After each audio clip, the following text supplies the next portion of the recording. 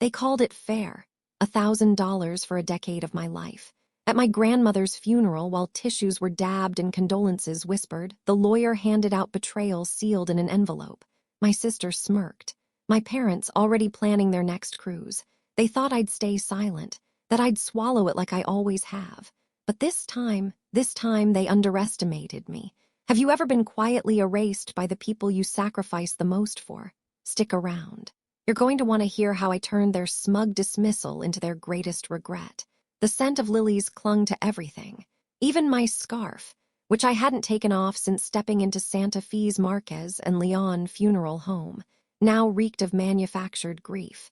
The polished mahogany casket hadn't been closed more than 20 minutes when the lawyer began handing out manila envelopes like he was dealing poker cards. I watched from the edge of the room, chin high, heels anchored in vintage carpet. I remember vacuuming every Saturday when Grandma hosted family brunches. "Melissa Ann Rhodes," the lawyer called. I stepped forward. My heart thudded, not with expectation, but dread. I'd been my grandmother's caregiver for the last 7 years. Late-night calls, hospital stays, signing papers, managing medications. I'd been there when her mind flickered, but her eyes still searched for meaning. I'd held her hand the night she couldn't remember her own name, but still whispered mine. I took the envelope. The flap was already loosened. Inside, one single page. A check.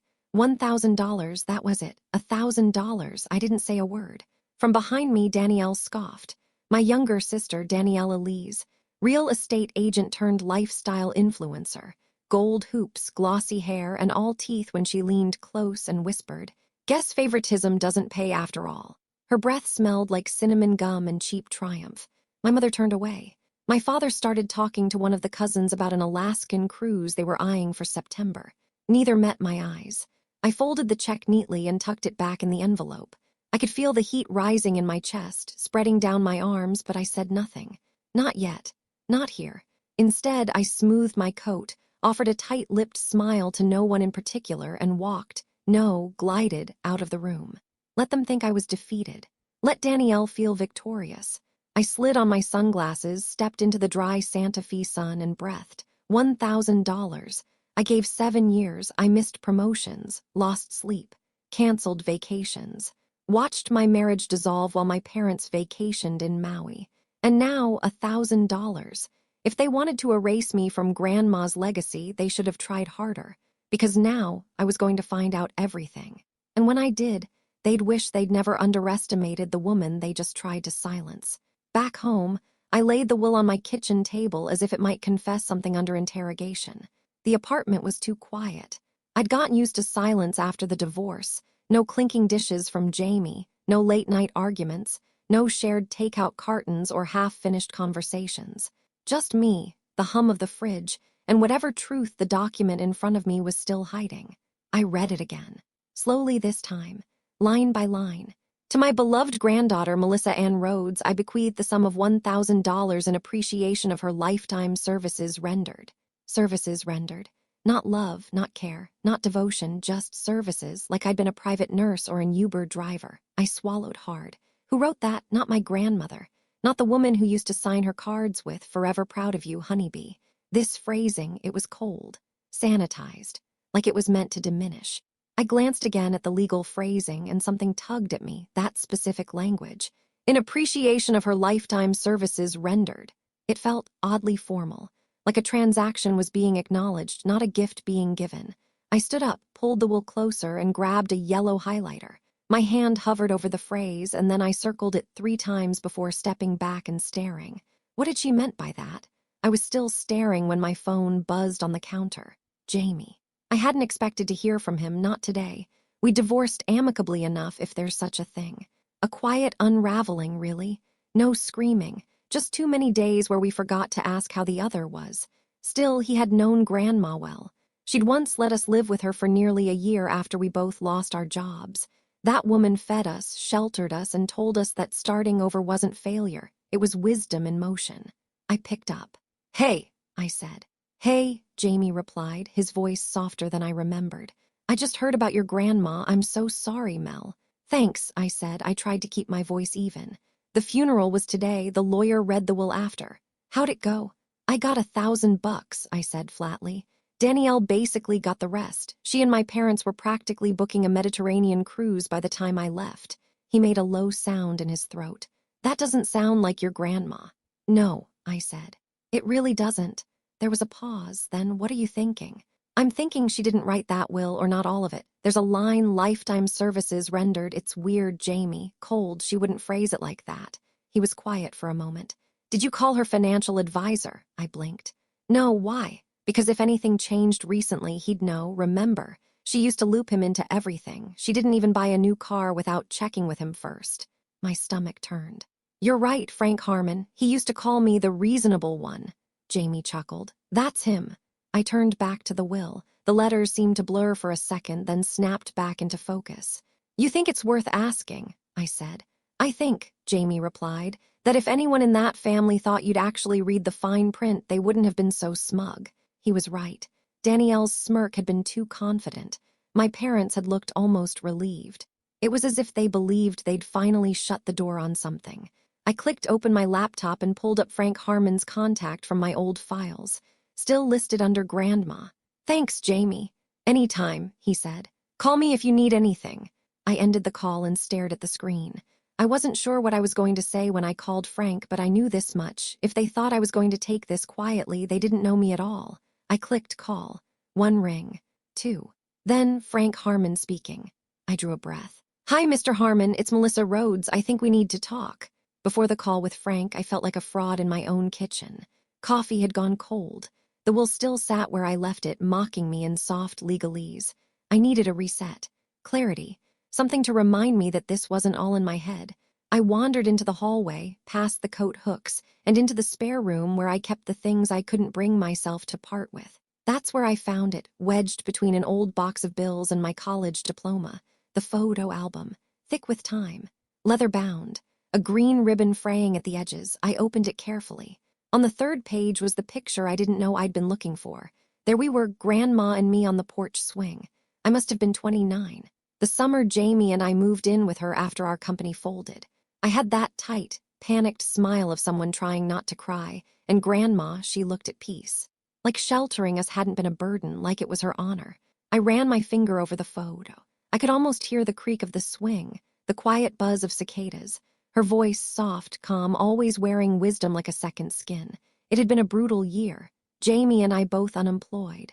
The savings evaporated within months, our apartment lease ending. She took us in without a second thought.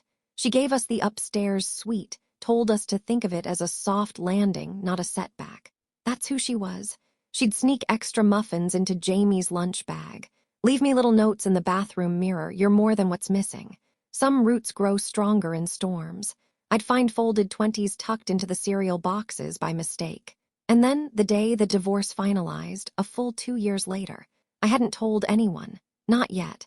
I was sitting on the porch swing alone, still in my court clothes, when she came out carrying 2 glasses of sweet tea.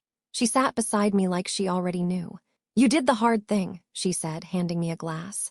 You chose truth over comfort. I'm proud of you. I said nothing. She reached into the folds of her cardigan, pulled out a tiny gold brooch, her mother's, pressed it into my palm. Freedom suits you, she whispered.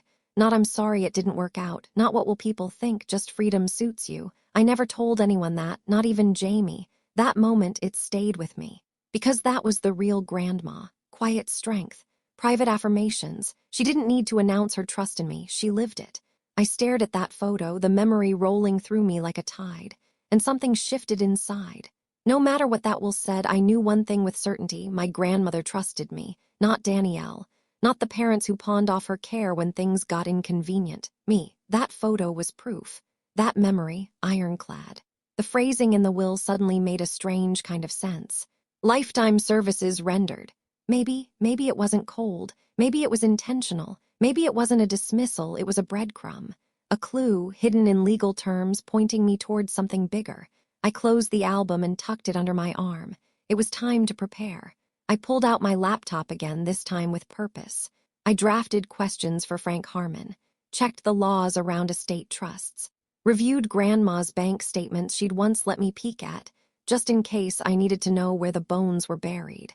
By the time I finished, the cold knot in my stomach had started to melt.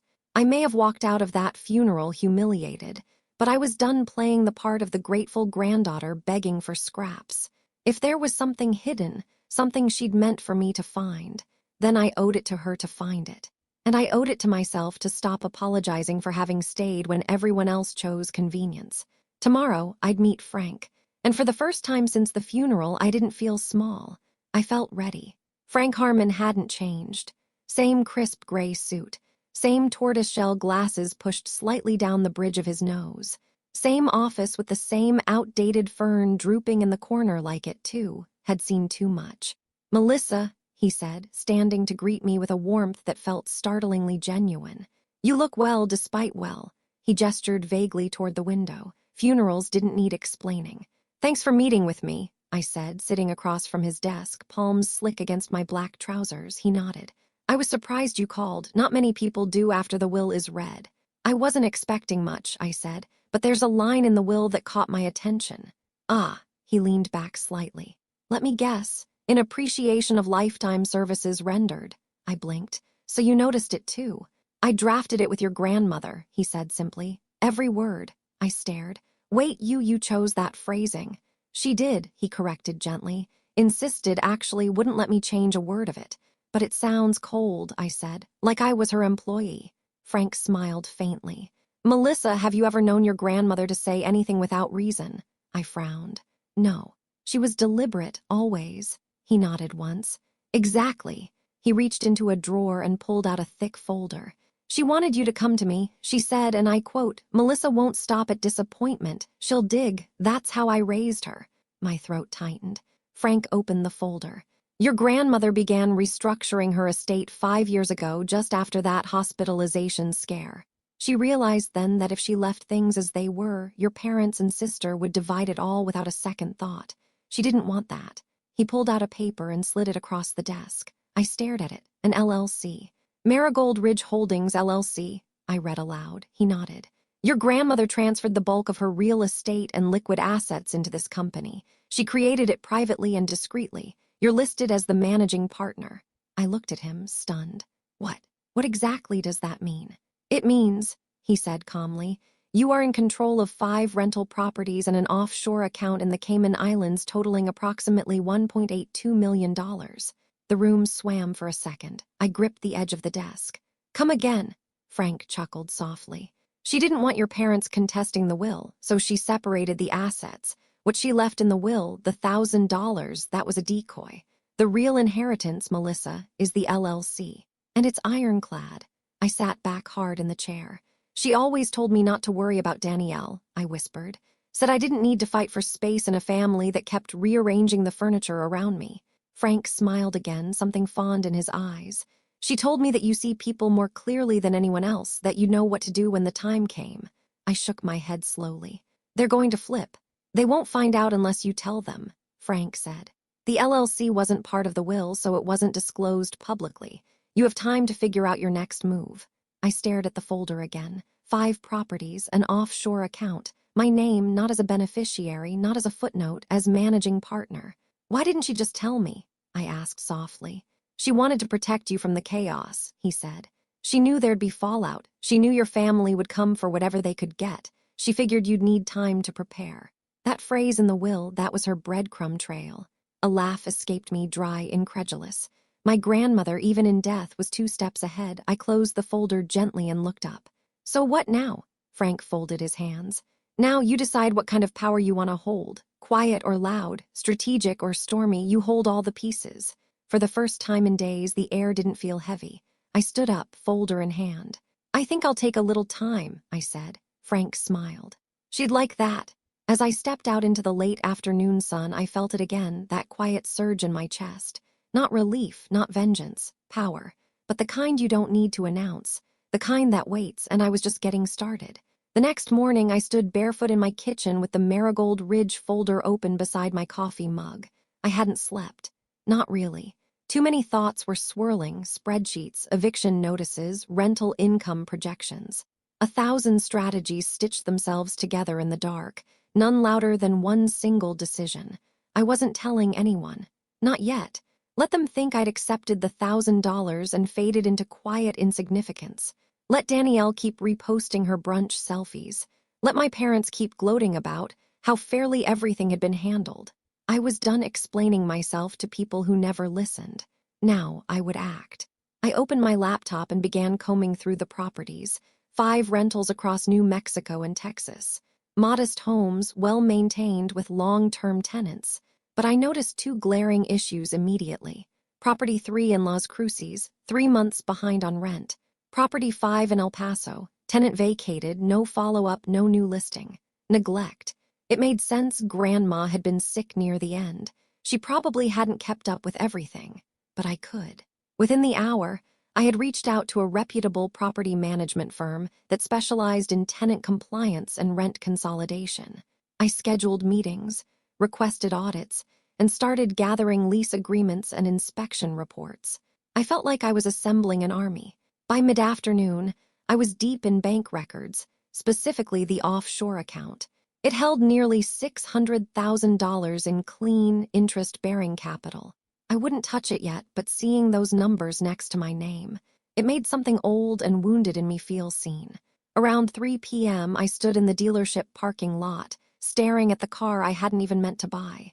It was efficient, sleek, black exterior, minimal interior, nothing flashy. I hadn't driven anything new in over a decade.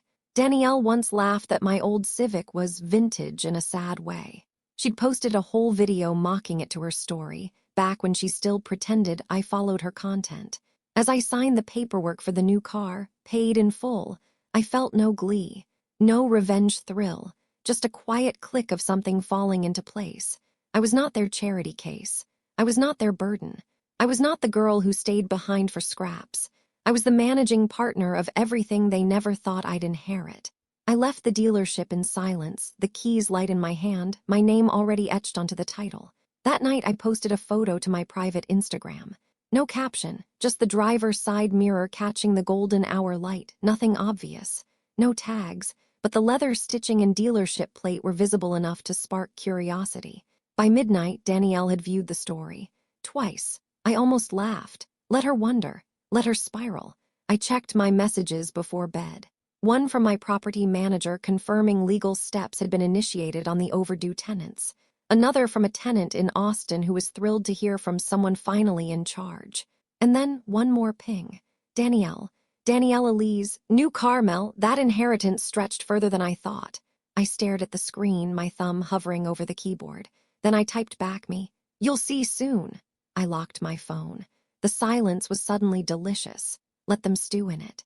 For once, I wasn't cleaning up after their chaos. I wasn't defending myself. I wasn't chasing explanations or begging to be included. I was watching, planning, and waiting. Power didn't have to be loud, not when it was this sharp. The first call came just after midnight. Dad. I stared at the screen until it went black. No voicemail, just the eerie, unmistakable sign of someone who suddenly needed something. He didn't call back right away. But the next morning, a text popped up, vague, casual, fake as a diner smile. Dad. Hey kiddo, got a funny banking question, mind giving me a call when you're free? I set the phone down. Funny banking issues. The phrase rang with the polished awkwardness of someone trying to break bad news in a tuxedo. I knew what this was about. I'd seen the alert from the offshore account portal. Someone had tried to log in using incorrect credentials. Twice. Their curiosity had claws. Later that afternoon, Danielle texted me. Less subtle. More Danielle. Danielle Elise, did you get something extra because my statement looks off? It took everything in me not to type out the full truth, screenshot the LLC, and include a smiling emoji for good measure. But that wasn't the plan. I tapped back a reply, me. You'll see soon. She didn't answer right away. I imagined her pacing her sleek apartment, refreshing online banking, rechecking the will, maybe even calling Mom in a huff. The idea soothed me like a warm bath. That night I sat at the kitchen table, legal documents spread out in neat rows. Not for theatrics, for protection. If they came for me, if they dared to call it theft, fraud, manipulation, I'd be ready. The LLC transfer paperwork was sealed. Grandma's signed directives, notarized with witness statements, sat in their own folder. I had digital backups of everything and had already consulted an estate lawyer who confirmed what Frank told me. My position was airtight. Still, I wasn't naive. Danielle might be loud, reactive, entitled, but she wasn't dumb. She knew how to stir things up, especially with our parents, and I had no doubt she'd try. My lawyer, Ms. Cohen, had reviewed everything in our first meeting. "You're not just protected, Ms. Rhodes," she said, adjusting her glasses. "You're insulated. This LLC was built to withstand noise, but I'd still prepare for emotional retaliation." I'd laughed just once. "That's the only kind they're good at." Cohen slid a document across the table. "Then let's start here. You'll want to pre-file notice of ownership with county records. It'll block any accidental claims your sister or parents try to make if they go fishing." So I signed. That night I made one final decision, a personal trust, a structure of my own, one they'd never touch, one that would protect every asset moving forward from them, from future entanglements, from even my own doubt. As I sealed the envelope, I paused, staring at the name I'd chosen for the trust. Thumbs Up Legacy Fund. I smiled. Grandma had whispered that phrase the day of my divorce after handing me her brooch. "Freedom suits you," she said, followed by a little thumbs up only I could see. They'd taken her voice from the will, but they hadn't silenced her. They just didn't know where she left it. At 2 a.m., I poured myself a small glass of wine, sat on the porch, and looked up at the stars above Santa Fe's quiet edges. My phone buzzed once. "Dad, your mother thinks you're being dramatic. Call us." I turned the screen over and whispered to the night. "Not yet." Brunch. Of course it had to be brunch. My parents insisted on hosting one the following Sunday, texting a sugar-coated invitation as if nothing strange had passed between us lately. Just the four of us, like old times. Bring your appetite, I debated ignoring it. But part of me was curious, too curious. I could feel the storm forming behind the text, could practically hear Danielle's heels pacing, her voice pitching higher by the hour. They didn't want a meal. They wanted answers, so I went. I wore simple jeans, a clean white button-down, no makeup, and my hair in a low knot. I looked neutral, mild, the kind of woman who should never be underestimated. When I arrived, Mom greeted me with that brittle brightness reserved for guests she didn't particularly like. "Melissa, sweetheart," she said, leaning in too quickly for a hug. "So good to see you." My father hovered behind her, already pouring coffee. Danielle wasn't in sight. Odd, she was never late, especially for an ambush. "Smells nice," I said, sliding into my old seat at the table. Same place I used to sit when I was 12, getting scolded for not folding napkins right. Mom served French toast with extra powdered sugar. "We've missed you. Things have been tense lately." I smiled politely. "They have." Dad cleared his throat. "There's been some confusion. Some accounts aren't behaving the way we expected." "I've noticed," I said evenly, stirring my coffee. "Melissa," my mother's voice tightened, "if you received something extra, we just want to make sure you didn't misunderstand Grandma's wishes." That was when Danielle stormed through the back door, clutching a printout in one hand and her phone in the other. "A real estate notice," she snapped, throwing the paper down in front of me. "You bought a property in your name? In Austin? How?" The words echoed around the kitchen like a slap. I glanced down. She'd found the property listing for one of the LLC houses, newly registered under my name for legal consolidation. "You really dug deep for that," I said softly. Danielle glared. "You manipulated her, didn't you? You got her to change everything when she was sick. How else would you end up with control of whatever this is?" I set down my mug. "No one manipulated her." "Oh, come on," Mom cut in. "This isn't you, Melissa. You wouldn't go behind our backs unless someone convinced you to. Did Frank put you up to this, or Jamie?" I pulled the folded letter from my purse and placed it gently on the table. Grandma's handwriting, notarized, dated. They all stared. "What's this?" Dad asked. I didn't speak. I let the words speak for me. Danielle snatched it up first. Her eyes scanned the page, her jaw tightening with every line. She passed it to Mom like it burned her fingers. I watched them read. Grandma had written everything out in plain language. Melissa stayed. She helped me with dignity when no one else would. The LLC is my choice, designed to protect what I've built from those who would misuse it. This is not punishment. It's preservation. Melissa is the steward I trust. No frills, no sugarcoating, pure, unshakable intent. "You expect us to believe she wrote this?" Danielle hissed. "Convenient, don't you think? You just happen to have a notarized letter defending everything you're doing." "She gave it to me last spring," I said. "Told me I might need it one day." My parents were silent. Danielle wasn't. "This changes nothing," she snapped. "If she was sick when she signed those papers, it won't hold. I'm getting a lawyer. Can't just cut us out of her legacy." I tilted my head. Her legacy isn't yours to inherit, it's hers to protect, and she chose how. Dad looked pale, Mom just shook her head. This isn't what she would have wanted. Read the letter again, I said, standing. She knew exactly what she wanted, you just didn't expect me to be the one she trusted. Danielle slammed her phone down on the table. You think this is over, it's not, this is war. I gave a small, tired smile. No, I said. This is accounting. And I walked out, leaving the smell of cinnamon and burned pride behind me. I didn't expect the knock on my door to come so soon. Tuesday evening. Rain gently pattering against the windows. I was reading through quarterly statements for the LLC when the sound echoed through the quiet apartment, 3 deliberate raps, not neighborly, not hesitant, intentional. I opened the door to find a man in a navy blazer holding a folder. Melissa Rhodes, he asked. Yes. He handed me the folder with all the casual coldness of a deli clerk handing off ham. You've been served. I blinked. Excuse me. He turned and walked away before I could process it. Inside the folder, bold at the top, notice of intent to contest estate and seek injunctive relief. And just below, in pristine legal type, claimant, Danielle Elise Rhodes. The words blurred for a second. I had to read them twice to believe them. Danielle wasn't just stirring drama anymore. She was initiating formal legal action, accusing me of undue influence and coercion over a vulnerable elder. According to the claim, I'd manipulated our grandmother into restructuring her estate while she was medically compromised, creating an unfair and unethical financial advantage for myself. My knees nearly buckled. It didn't matter that I knew the truth, that Grandma had all her mental faculties when she set up the LLC, that she'd orchestrated it meticulously, dates, witnesses, legal advice. What mattered now was the accusation. She was playing dirty. By the time I called Cohen my lawyer, my voice was already unraveling. She's saying I manipulated her, that I preyed on her when she was sick. There was a pause. Then Cohen spoke, calm and crisp as always. Melissa, first breathe. This is what we call a pressure tactic. Danielle's trying to make you doubt your position. She has no case, but will handle it seriously. I collapsed onto the couch. Will they believe her? In court, Cohen said. Not likely. Not with the paper trail your grandmother left, but perception-wise, she's playing the public sympathy card. You need to be ready for gossip, rumors, maybe even people siding with her emotionally before the facts emerge. The irony tasted bitter. Danielle, who hadn't so much as visited Grandma during her last hospital stay, was now painting herself as the wronged heir. By Thursday, the storm had gone public.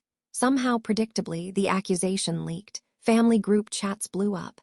Aunt Karen sent a thinly veiled text. I'm heartbroken hearing what Danielle's going through. I hope things can be resolved peacefully. Even my cousin Leo, who hadn't spoken to me in 5 years, commented on one of my photos with a cryptic. Blood should come before paperwork. I muted everyone. What stung more was the silence from my parents. Not a single call, not a single defense. Just void. Like they were waiting to see which way the wind blew. Friday, I finally broke. Sitting in the hallway outside Cohen's office, I stared down at my chipped nails and whispered, "What if I am the villain?" Cohen glanced up. "Melissa, what if that's how they need to see me? Because otherwise they'd have to admit they didn't show up, that I was the only one who stayed." Cohen leaned forward, voice steady. "That's not villainy, that's inheritance trauma. You took responsibility, they took distance. And now that it's inconvenient, they're rewriting history." I didn't respond, because I knew Danielle. And I knew what was coming. She didn't believe in fighting fair. Saturday afternoon, I received an email from our former family lawyer, Mr. Wexler. He'd represented our parents for decades. Subject: Ray, Rhodes family estate concerns. In short, he'd agreed to represent Danielle. And unless I disclosed the LLC's full terms, he was prepared to petition the court to freeze all asset movements. I stared at the screen, my stomach a stone. Even he had taken her side. That night, I sat alone with the thumb-sized gold brooch Grandma had given me, held it in my palm like it might answer back. Was this what she'd anticipated? Had she known they'd turn on me this fast? Or had she underestimated the force of their entitlement? My faith, strong just days ago, was starting to fracture. I was managing the properties, securing tenant agreements, filing taxes, and still showing up to work every morning. I hadn't taken a dime for myself yet. But none of that mattered in a courtroom of emotional manipulation. Danielle would cry, my parents would sigh, and I'd be the woman in the expensive car who got everything. They didn't want truth. They wanted a narrative, and I was quickly becoming the villain in theirs. I didn't sleep. The next day, Cohen called with an update. Her voice was cooler than usual. "We need to bring out the documentation, all of it. Even the videos," I asked quietly. "Yes, especially the videos." Because, as it turned out, Grandma had recorded more than words. She'd left receipts, visual, verbal, time-stamped, proof that she hadn't just given me power. She defended it in her own voice. Now it was time to let her speak. The courtroom wasn't grand. No vaulted ceilings or marble pillars. Just a boxy room with beige walls, a sleepy ceiling fan, and a judge who looked like she'd rather be anywhere else but here on a Monday morning. Danielle sat across from me, polished and brittle in a blazer too tight across the shoulders. Her lawyer, Mr. Wexler, our former family counsel, hovered beside her like a loyal hound. My parents sat behind them, stone-faced, avoiding my eyes. Cohen leaned in as the judge reviewed the initial complaint. "When she cues us," she whispered, "we go straight to the recordings." I nodded. I wasn't here to perform. I was here to let the truth do what I no longer had energy to. Judge Levy cleared her throat. "We are here today for a preliminary review of Ms. Danielle Rhodes' petition to contest the Marigold Ridge estate restructuring. Ms. Rhodes, through counsel, alleges that the respondent, Melissa Rhodes, exercised undue influence over the late Martha Ellery Rhodes." I inhaled slowly. The words felt ridiculous and sharp, even though I'd rehearsed hearing them. Grandma's full name always sounded too formal, too removed. I preferred how she signed cards. "Just M." The judge turned to Cohen. "Ms. Cohen, you may proceed." Cohen stood, calm and unflinching. "Your Honor, we would like to submit video and audio recordings created by the decedent herself in anticipation of this exact situation." A flicker of curiosity crossed Judge Levy's face. "Go on." Cohen gestured to the screen the court technician had set up. The first video played. Grandma sat in her armchair, sunlight pouring in behind her. A crocheted shawl over her lap, glasses perched low, her voice clear and deliberate. "I'm recording this for Melissa," she began, "and for anyone who questions what I've done with my estate." She paused, smiled faintly. "I'm not confused, I'm not coerced. I'm tired of assuming that the loudest ones deserve the most." Melissa stayed. She cleaned up after my spills, helped me to the bathroom, held my hand when the pills made me dizzy. Not once did she ask for anything. She looked directly into the lens. "I gave her control of the LLC because she earned it, because I trust her to protect what I built. I didn't raise her to ask permission for what's already hers."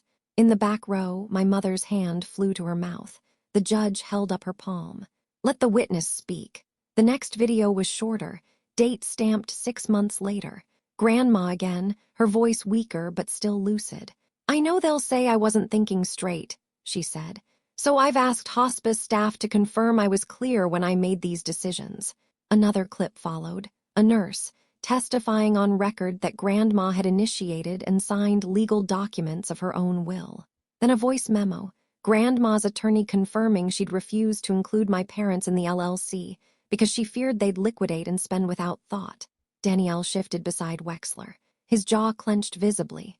By the fourth clip, Grandma looking directly at the camera saying, "Danielle is not entitled to this inheritance simply because she's loud." The courtroom had gone still. No rustling, no throat clearing. Silence. Let her speak, I thought. Just let her keep speaking. Cohen stood. "Your Honor, these recordings are time-stamped, verified, and consistent with third-party testimonies and financial records. We submit that Ms. Rhodes' actions were not only legal, but aligned with the explicit wishes of the decedent." Judge Levy turned to Danielle's side. "Mr. Wexler, do you have a response?" He stood, suddenly less sure-footed. "We request time to review these materials more thoroughly, but preliminarily they appear substantial." The judge nodded slowly. "No injunction will be granted at this time. The LLC shall remain in Ms. Rhodes' control." Danielle looked stunned. The fight, so carefully staged, had unraveled in less than 40 minutes. But the most unexpected moment came after we were dismissed. Judge Levy removed her glasses, leaned forward slightly, and said, "Ms. Rhodes, your grandmother was a formidable woman. You honor her well." I swallowed hard. "Thank you, Your Honor." Outside, the sun was harsh and bright. I leaned against the courthouse wall, dizzy with adrenaline. Cohen clapped me gently on the back. "You handled that with grace." "I didn't say anything," I whispered.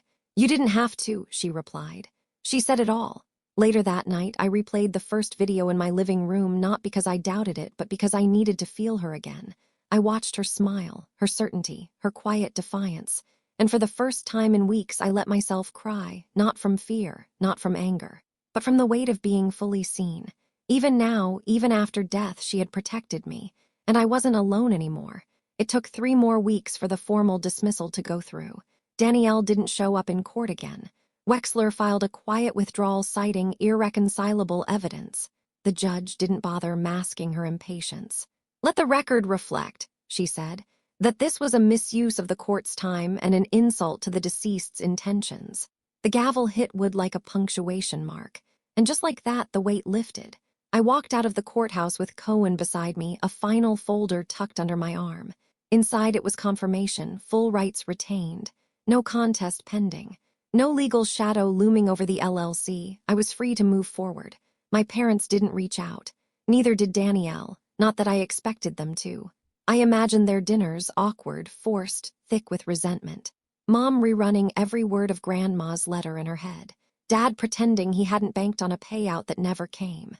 Danielle spiraling quietly, replaying her courtroom humiliation like a looped reel on mute. The silence from them wasn't peace, but it was freedom. And that was enough. I spent the next week getting my house in order, literally and figuratively. Rents were flowing in on time. 2 of the 5 properties had been refinanced to lower rates. I'd hired a full-time bookkeeper to track everything. I'd created an online portal for tenants to request maintenance. My phone barely buzzed anymore. One morning, I sat at the kitchen table with the financial summary in front of me, everything balanced. No red ink, just quiet, steady growth. I smiled. But it wasn't joy. Not exactly. It was stability, which, after everything, felt revolutionary.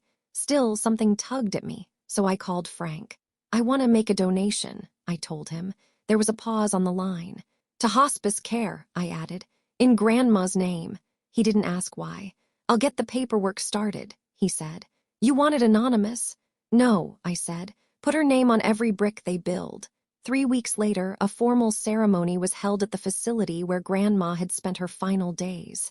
They unveiled a small plaque above the entrance to the new palliative care wing.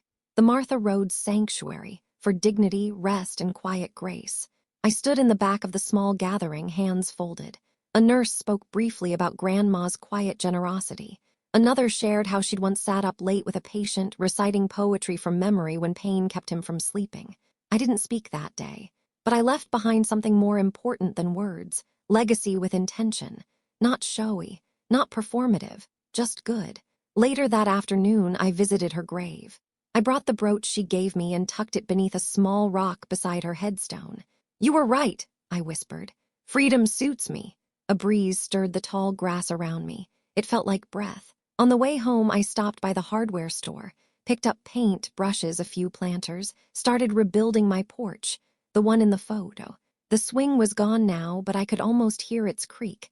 Somewhere in the middle of sanding down the railing, I got a message from a hospice staff member. It was simple. "Your grandmother would have been proud. Thank you for choosing to remember her this way." I stared at the screen, then closed it gently. She hadn't been erased. She'd been remembered exactly as she wanted to be, through quiet protection, not public affection. And I had protected her, not by clinging, but by becoming the woman she saw in me. Thanksgiving came with no formal invitation, but also, curiously, no avoidance. My parents texted 3 days before. "We're having a small gathering. You're welcome if you'd like." Not exactly heartfelt, but not hostile either. Neutral. Like they were trying on civility the way people try on shoes they're not sure they can afford. I didn't answer. I simply arrived. The house looked the same, shutters slightly faded, lawn respectable but tired. I parked the sleek black car 2 houses down and walked up the drive holding a simple dessert in my arms. No drama, no fanfare, just a pie. The front door opened before I knocked. My mother stood there, eyes flickering down to the store brand whipped cream canister atop the foil-covered tray. Her smile barely twitched. "You brought dessert." "Of course," I said. Inside, the table was already set. Smaller than years past, just the 4 of us. Danielle sat on the far end, her expression unreadable. Dad poured drinks in the kitchen, pretending not to notice I'd arrived. "Pie's pumpkin," I said, placing it gently on the sideboard. "And the whipped cream's generic, just like Grandma liked." Danielle blinked.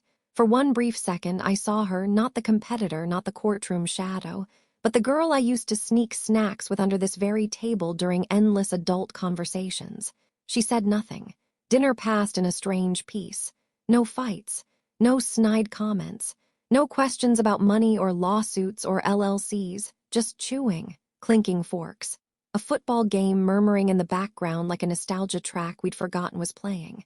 But it came, of course it came. The moment it always does. After pie, as Dad poured himself a second glass of wine, he cleared his throat. So, your mother and I have been dealing with a few things. Legal fees, penalties, it's been rough, I nodded once. Mom folded her napkin with unnecessary precision. We know things were said, lines were crossed, but we're still family. Danielle didn't look up. Dad looked at me directly. We could use a little help. The silence was sharp.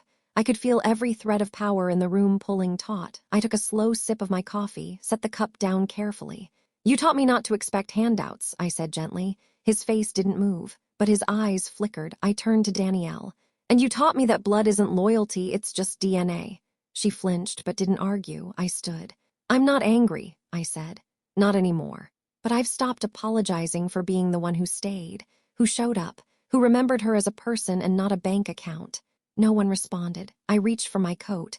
I hope things get easier for you, I truly do. And then, as I reached the door, I turned back one last time. To Grandma, I said, lifting my empty coffee cup, who gave us what we deserved, not what we expected. Danielle stared into her own cup, still full. Mom exhaled like she wanted to cry but didn't want to smudge her mascara. And Dad, he simply nodded. I walked out into the cold with the kind of peace you can't fake, earned, not gifted. Built in silence, preserved in dignity. Outside, the stars were beginning to pin themselves to the sky. I thought of Grandma on the porch swing, of that first quiet thumbs up, of the brooch buried in the grass where her name lived now forever. And I knew, no matter how the story got told around kitchen tables or inside dusty family albums, one truth would remain unshakable. I didn't take anything. I was chosen, and I made it count.